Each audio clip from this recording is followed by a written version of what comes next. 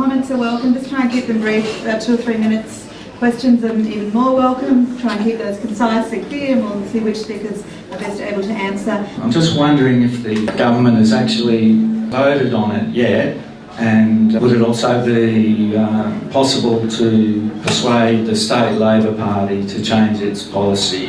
Yeah, for sure. I guess to touch on it in terms of where the funding is there, it's in the budget. They deliver the project. So in a sense, what we have the opportunity to do within the New South Wales Parliament to put pressure on is in relation to notices of motion that we would put up around the inquiry in the upper house, or one that I put on the lower house agenda business paper, which is actually very similar to the wording of the petition, to basically draw out some Labor, or put some pressure on Labor to take a stand either way into some of these issues. I think the position on where things are at in relation to the Labor Party is quite interesting. So Jodie Mackay, who's the Shadow Roads spokesperson for the Labor Party, who's also the member for Strathfield, so an area that will be directly impacted by the Westconnex project, spoke at the Leichhardt Town Hall meeting on Tuesday night with a number of other speakers. It was clear, and it has been clear since the state election and before the state election, that Labor is feeling incredible pressure because of the community opposition to Westconnex, especially in the inner city and inner west. And so what you saw from Jodie Mackay was a commitment that said the Labor Party are committed to Westconnex in principle, but we want to see the business case and we would support an inquiry. When one of the audience members said, "Can you explain to us on what basis or what principle it is that you support this project?" she wasn't able to answer that, because I think it's pretty clear that it's a pretty unprincipled position to have, to support a motorway when you actually haven't seen the business case and you don't think it's a good idea and you're concerned about the impact on the community. So I think that's where it's at. Is there space to move them? For sure. Certainly. And I think that in the case of what happened in Newtown, it was really fascinating, because the campaign that we ran in Newtown around the state election basically saw the Labor Party say that they wouldn't deliver stage 3 of the Westconnex, which is the connecting bit between the two parts, because that would save Newtown, so to speak. And so clearly they're concerned about the electoral pressure that is put on them. It's a pretty cynical way to approach politics, but that's what's happening. So they are certainly aware of the pressure and the growing community concerns. I'm from Croydon, so I'm not from this area. I was at Leichhardt the other night, and the only reason I found out about what was going on at Leichhardt was because I joined an online petition. So I think, I've got the motorway route, which has now been changed from under Parramatta Road directly underneath my house. 3 lanes from one boundary fence to the other, directly underneath my house. So they say 35 metres down, who knows. But I think it would be helpful, and it's not so much a question, but it's more helpful, I think, to try and get people in our area involved too, because a lot of the residents there don't feel connected with you guys. And I think also to try and get the Build Council on board with what you guys are all doing. We kind of feel a bit left out, and I want to be a big activist for my area now and go and knock on those 80 doors and go, because I've looked at the photographic map. I've seen the house rooftops. We're on top. A lot of the residents are straight under the tunnel, and there's 2 3-lane tunnels. It's ridiculous. We didn't know. We only got that brochure, the other brochure, the big one, put into our mailbox. Some cow would put it there. We had no idea where that motorway, we thought it was under Parramatta Road, and now it's where it is. We had no idea it was under our homes. So, what's the secrecy? I mean, when none of us are for the motorway. Anyway, we know Parramatta Road. We live 200 metres away from it. So we're not in the rule corridor of 50 metres anyway, but suddenly it's under our houses, and none of us want it. Well, that I know of. None of the neighbours that I know of want this motorway. We want public transport, and we want it to go past Burwood Depot, past Burwood Bus Depot, all the way to the west. We want better trains. We want something else to happen. We don't want this. So, there you go. I would love to chat to you afterwards, because I absolutely agree that we don't, we're not going to win if all the activism is based in St Peters and Newtown. In fact, it's not. There are people based out there, but they really need to connect up with other people like you who are there and who know the local area. There will be a public rally on the 4th of July, which we're calling Westconnex Independence Day. Thanks, Cole, for the name. Yeah, and that's going to be at midday. We've got our confirmed speakers are Jenny, we've got Jodie Mackay, we are going to have a health speaker, which I'm hoping will be June Page from the Public Health Association of Australia, and Dr. Michelle Zybots, who was originally slated to speak here tonight and can actually speak because it's semester break.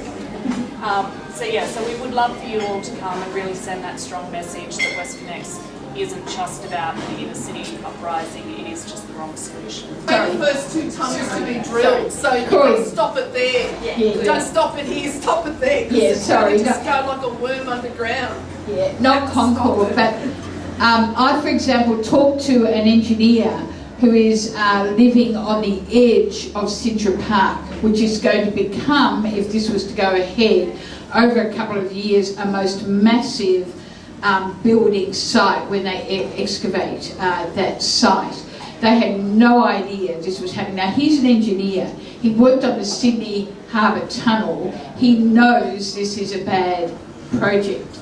There are so many people out there, and that's why when I was speaking, I began with Auburn North, because it is really a question of communication. And actually, of course, you know, it's not an us and them, and it never has been. It's a pure construct of people like Gay and Baird and cliches, imagination, that we are us and them. It's never been like that from our point of view. The thing is to say that if you're happy to chat to Pauline and I afterwards, I'm sure we'd both go happy to go door knocking with you. And I think that part of it is about finding the opportunities to say there's someone locally that wants to get involved in their community, they step up, and then behind that can then come the support and the connections that are then created, and that's how all of the groups along the whole route have been created.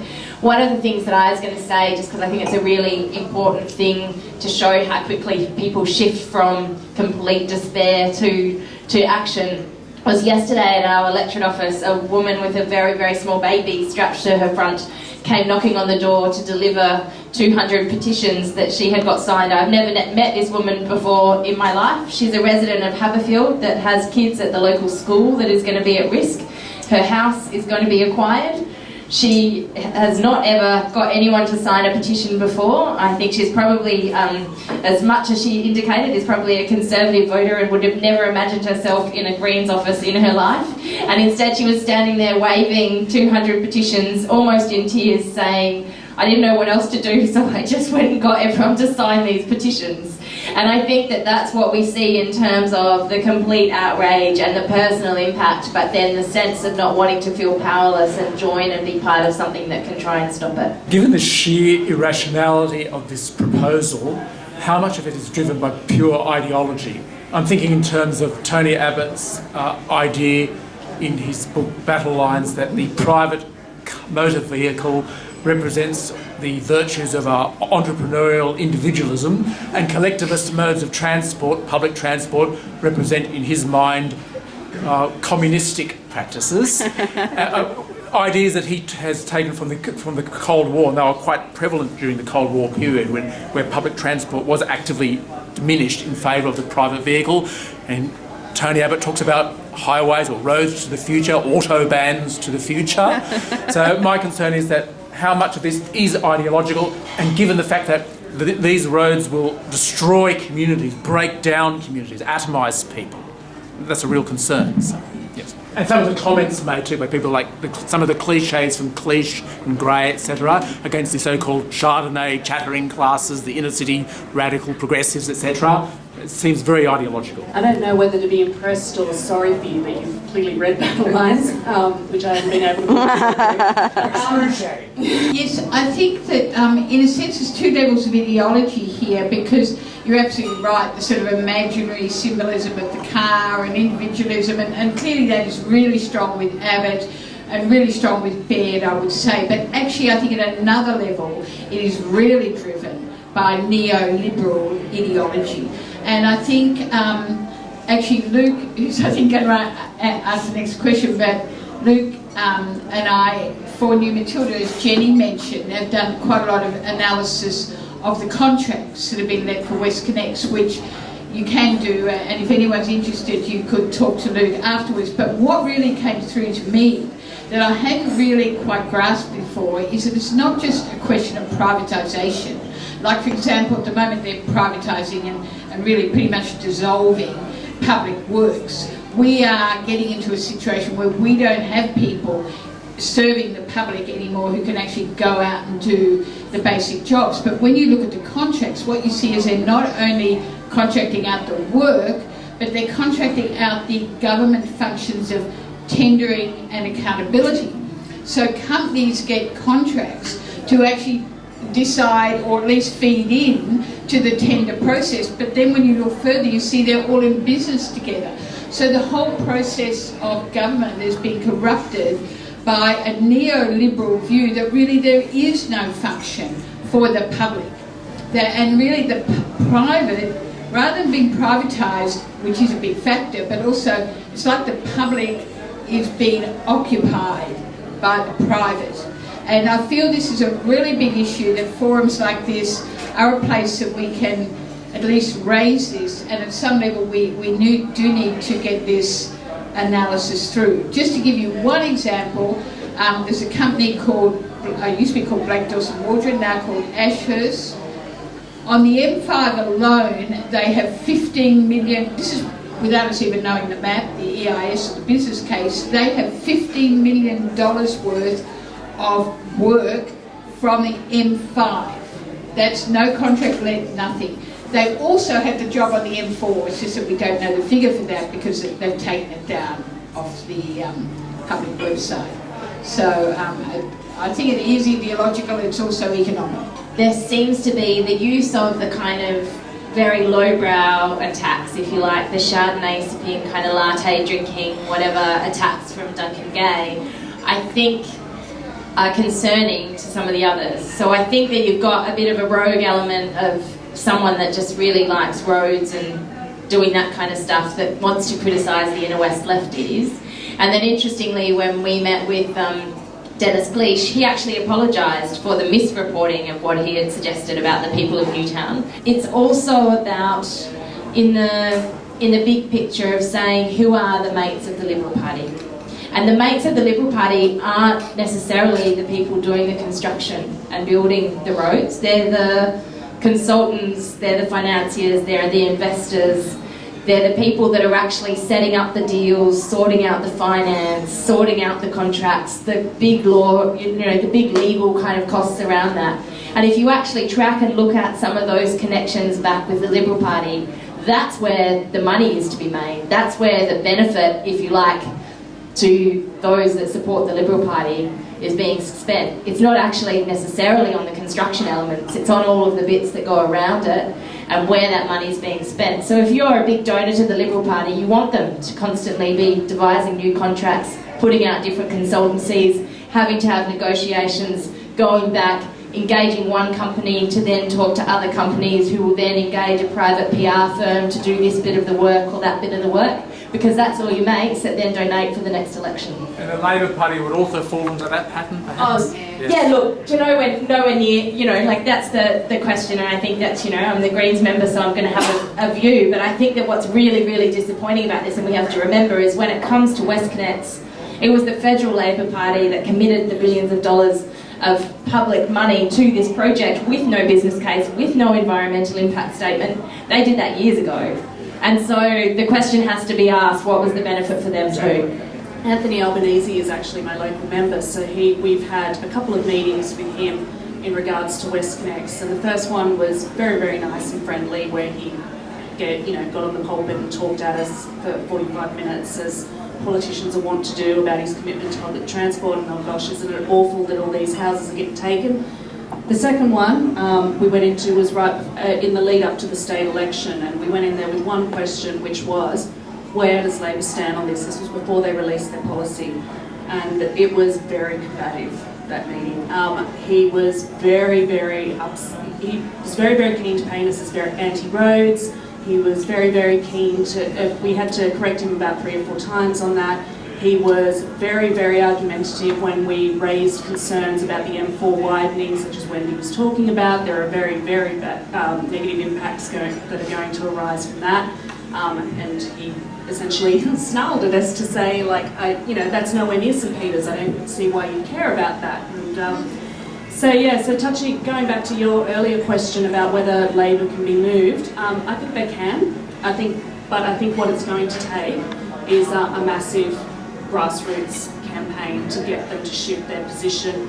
And essentially this is what happened with the East-West Link campaign as well. And what their campaigners told us was that Daniel Andrews didn't actually shift his position on East-West Link until it became clear that he was going to bleed votes to the Greens, essentially, in the inner city. And even after he shifted his position, they still lost 2 of the 4 seats that they were really worried about.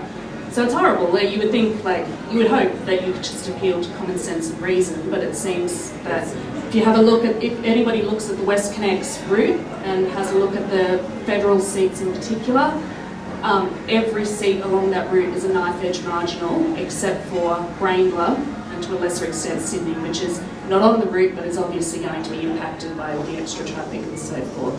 So when you look at those electorates and you see how much they're hanging by a thread to whoever's in power, whether it's Liberal or Labor, then you suddenly see what a massive ball barrel Westconnex really is. I've got a quick kind of something I wanted to share. It's not really a question, but my name is Luke. I really agree with what Pauline was saying, that we need this big groundswell of people, and lots of people here have enormous experience in lots of different skills, and I'd really encourage people to contribute their skills in ways that they think are appropriate. And I've got one small idea. I really agree with what Jenny was saying, that the companies involved with Westconnex are kind of vulnerable in some ways. One way I'm trying to kind of help out with this project is with some research into who are the companies and stuff like that I've been doing with Wendy. And if people are good at research, I'd say research is a really, really helpful thing to do in some ways.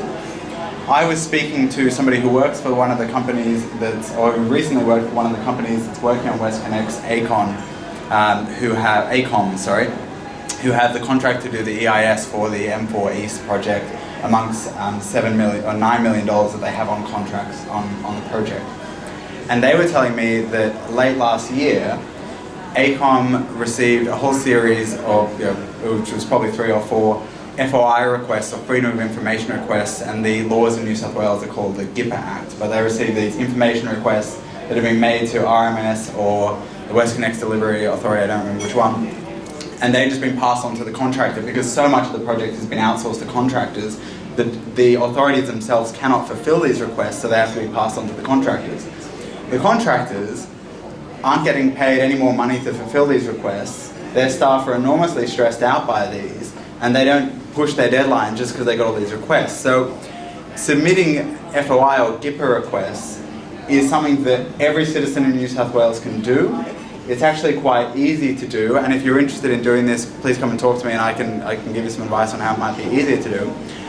But it's a way to both get more information about this project into the public domain, which I think everyone thinks is extremely important given the tightness of the information on the project. Both to do that, but then also to send a message to these companies that if you're going to be involved in this project that the community very clearly, and anyone you talk to in planning doesn't want, there are costs to being involved in such a project, and that the community is looking very, very closely. So I think that is one simple thing that amongst lots of things that people can do to make a contribution to put pressure on companies, but also try and get information into the public domain about Westconnex. I was just going to add to that, one of the other things that's been discussed around that, because I agree research is key, looking at how we can target those companies is key. The other is potential legal challenges. So I would say if there are any lawyers in the room that want to volunteer a little bit of time to be able to look at the potential avenues within law, whether it's on individual construction sites, different parts of local government planning law, whether it's in relation to other potential areas. If there are lawyers in the room that might want to volunteer a bit of time, please do come and see me afterwards as well, because we're looking to put together a bit of a Lawyers Against Westconnex group. And I'll just add one more thing to that as well. Another thing, the EISs on different parts of Westconnex, or the environmental impact assessments or statements, or whatever they're called now, are going to come back at some time in the next few months, and there's a period of public consultation between the return of the report and its approval by the Minister. And it would be really, really fantastic to see lots of people making submissions when that happens, and hopefully there'll be some easy way for people to do that, or if not, you can just make a submission, talk to people about making a submission, because that's another really fantastic way to say there are all these really smart people in the community who have feelings about their environment and know a lot, and they should be heard, and the government shouldn't be ignoring citizens. So that's another thing to do, and they vote, exactly. I think we can't deny the fact that Parramatta Road is a mess. There needs to be a solution for Parramatta Road.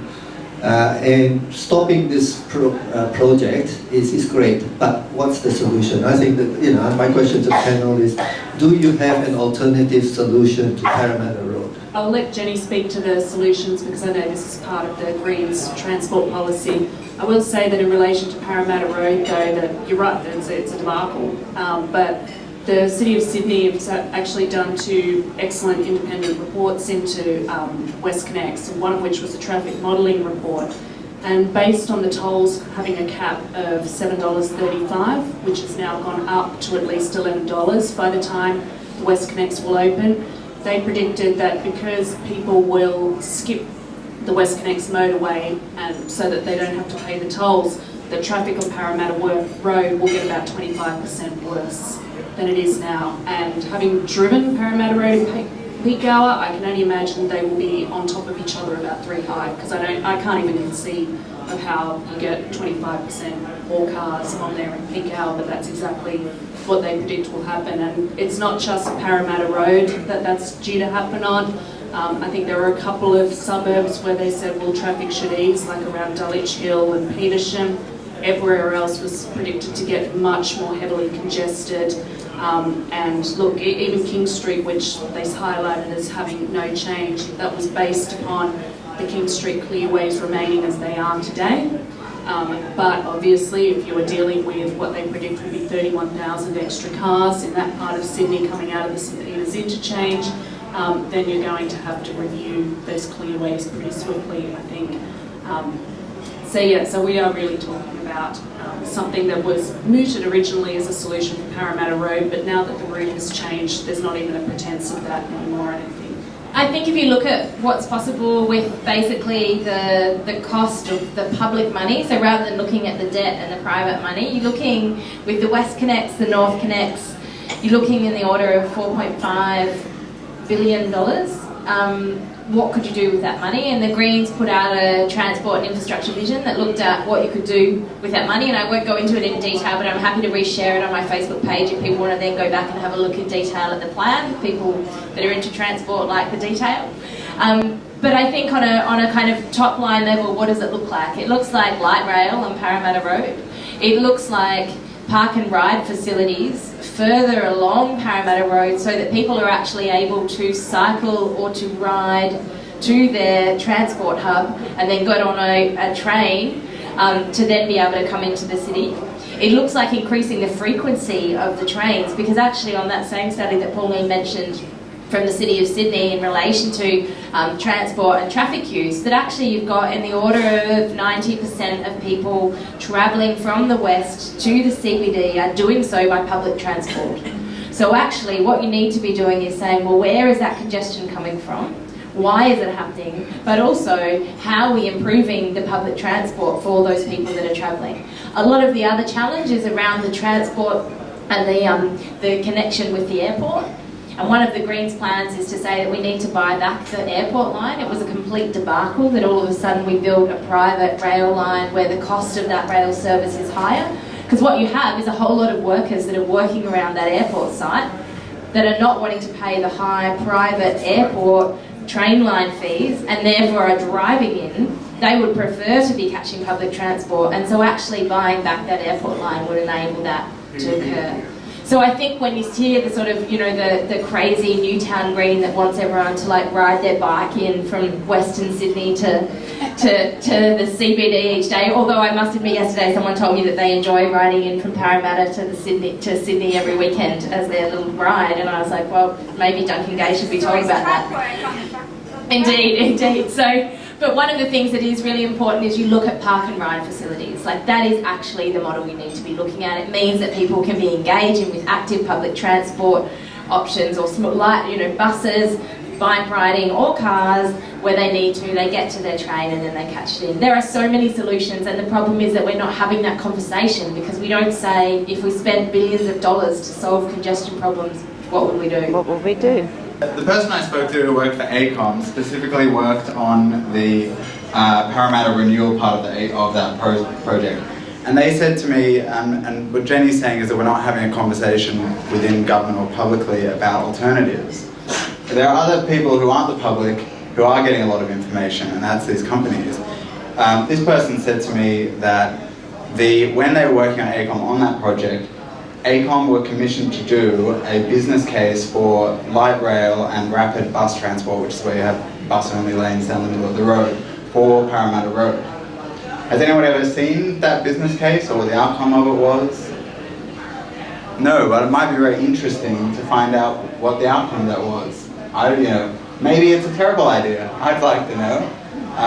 That's something that anybody here could tomorrow write a letter to RMS or to the Westconnex Delivery Authority saying, I'd like to submit a GIPA request for all this information.